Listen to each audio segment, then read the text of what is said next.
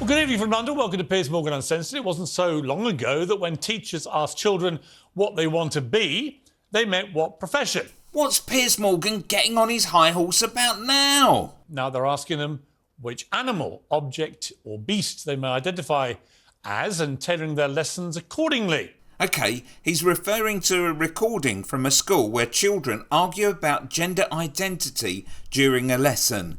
Let's see where this goes. This isn't satire, it's a genuine story. It's true. It's going on in schools up and down the country. And for those of us who have warned for years about the inevitable consequence of limitless self-identity, it sadly won't come as a surprise. But it is shocking.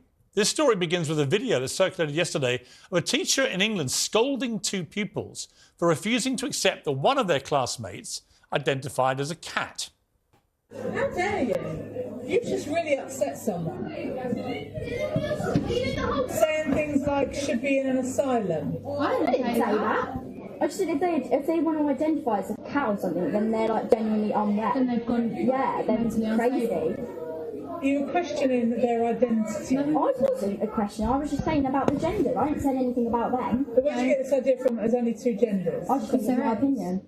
Ah, right, this is where a lot of people get confused. The difference between sex and gender. They are not the same thing. That is my opinion. If I respect their opinion, can't they respect my opinion? It is not an opinion. Yes, it Yeah, is. but It's not an opinion you can have. Loads of people think there's only two genders. There's only a boy and a girl. Today, there's no other private part. There's only two. In the interest of simplification, so that I can sum up sex in one sentence, if you're born with a penis, then you're a boy, a vagina, then you're a girl, and if you're born with sexual anatomy that doesn't fit those two categories, then you're intersex. Gender is not linked to the parts that you were born with. Gender is about how you identify. So exactly, gender is a construct. Gender is a social idea that, for example, men should have short hair and women, for example, should wear skirts.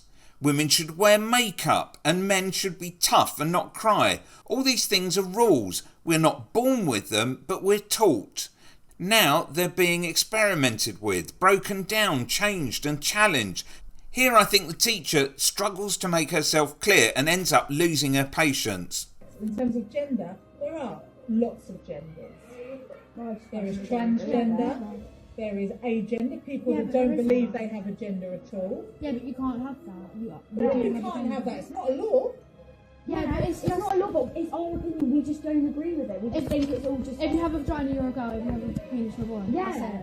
But cisgender is not necessarily the way to be. You were talking about the fact that cisgender is the norm, that you identify with the gender of the sexual organ that you're born with, or you're weird. That's basically what you're saying, which is really despicable.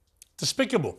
So at the age of 13, those students who were wise enough to express an honestly held opinion, which is one most people in the world would share, well, for that, their own teacher says they're despicable. No, Piers, they were wrong. The children had confused gender with sex.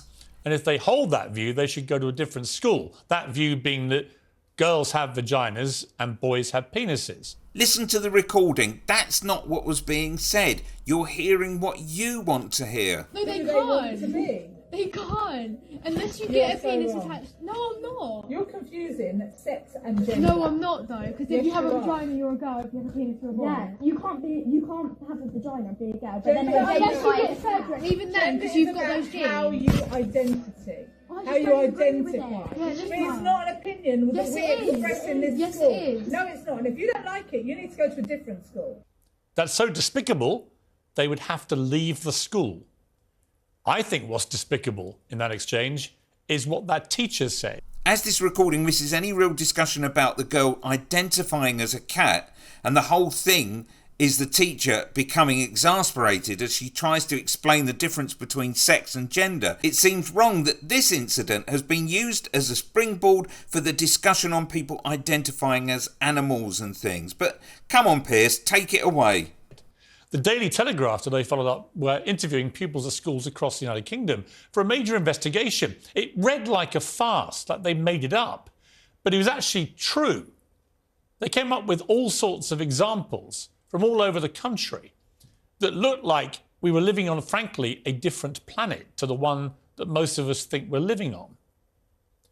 Which makes sense because some of the kids they write about are identifying as alien life forms literally on a different planet. So I'm not sure about you, but I'd really like to see some more information, some more evidence on this. They say that children in high schools are being allowed to self-identity as cats, horses, dinosaurs, even a moon. Not the moon, a moon. And they're deadly serious about this. Often this causes disruption in lessons, the Telegraph reported, because in some cases they'll only communicate in animal noises. Pupils at schools where children identify as cats complain to the newspaper that classes are dominated by the children because they insist on meowing. This is not a joke. This is serious. Again, let's see some more proof. One pupil at a state secondary school in Wales said a fellow pupil feels very discriminated against if you do not refer to them as cat self. Telegraph discovered that a pupil at one high school is insisting on being addressed as a dinosaur, at another as a horse. One wears a cape and wants to be acknowledged, like I said, as a moon. The children are allowed to wear items like cat's ears, while other human-identifying children are rebuked for untucked shirts. Well, enough is enough. Put it this way. What would you feel if I said I'm a cat? Go for it, Piers. You're a rich man, a privileged white man. You have a platform to spout your views. Go on, I dare you. Live a little. Here's where we leap to a video Political Custard did a while ago, concentrating on Republicans losing their minds over furries. A lot of the facts they're talking about have never been substantiated. It's something that kind of took me back just a little bit, and I'm a little shocked, I guess is what I would put it. It's called something called furries.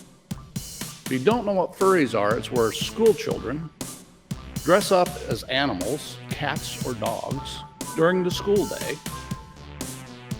They meow and they bark, and they interact with their school, with the teachers and that in this fashion. And now schools are wanting to put litter boxes in the schools for these children to use. It was addressed by a child a couple months ago that they are put in an environment where there are kids that identify as a furry, a cat or a dog, whatever. And so yesterday I heard that at least one of our schools in our town has in one of the unisex bathrooms, a litter box for the kids that identify as cats. And I am really disturbed by that. How is this sanitary? I'm going to have a discussion with CEO Smith about this. This is something I think, how can schools allow this to happen? I think it's very disruptive within the school system. I think it's very disruptive within the classes. I even heard from one person here recently who said that a student identified as a cat and wanted a litter box. And the school didn't provide the litter box, so the student went ahead and defecated on the floor. Really? Really? A friend of mine in Illinois actually knows a teacher that comes to school as a furry and wears ears and a tail and uses a litter box at the front of the classroom to relieve himself. School administrators, what is going on? Nebraska Department of Education, what is going on? State Board of Education, what is going on? If some kids can't wear American flag to walk through the school on their shirt, and you keep them out of school, and you kick them out of school, but it's okay if they wear a cat costume, you have a litter box for them, and that's fine? I don't think so. I will do some more investigation on that. I know what's going on nationwide. I know it is. It's part of the agenda that's being pushed. I don't even want to understand it. Click here for another video from that Piers.